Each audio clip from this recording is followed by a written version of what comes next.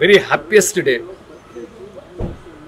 అన్నయ్యకి పద్మవిభూషణ్ ఒక గౌరవ పురస్కారం భారత ప్రభుత్వం నుంచి అందడం అభిమానులుగా, తమ్ముళ్ళుగా అందరిగా చాలా సంతోషకరమైన రోజు ఈరోజు.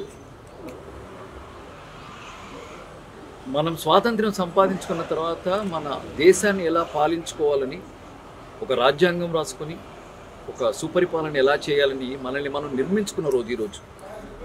ఈ మాట ఎందుకన్నానంటే అలా తమని తాము నిర్మించుకొని ఒక సమున్నత స్థాయికి ఎదిగిన అన్నయ్య చిరంజీవి ఆ స్థాయికి తగ్గట్టుగా ఈరోజు పద్మవిభూషణ్ రావడం చాలా గొప్ప విషయం, సంతోషించదగ్గ విషయం. నేను ఎఫ్బీలో ఒక పోస్ట్ రాశాను, అదే మీకు చదువుతాను బెటర్ కదా. ఆహా, ఇది కదా ప్రయాణం, ఇది కదా జన్మ. తెలుగు వాళ్ళందరం, అభిమానులందరం, తమ్ముళ్ళందరం గర్వపడే, సంతోషించే అరుదైన అద్భుతమైన సందర్భం ఇది. గుండె నిండుగా శుభాకాంక్షలు అన్నయ్య. దేశంలోనే 2వ అత్యున్నత పౌర పురస్కారం పద్మవిభూషణ్ మీరు అందుకోవడం తెలుగు జాతి, తెలుగు సినిమా చేసుకున్న అదృష్టం.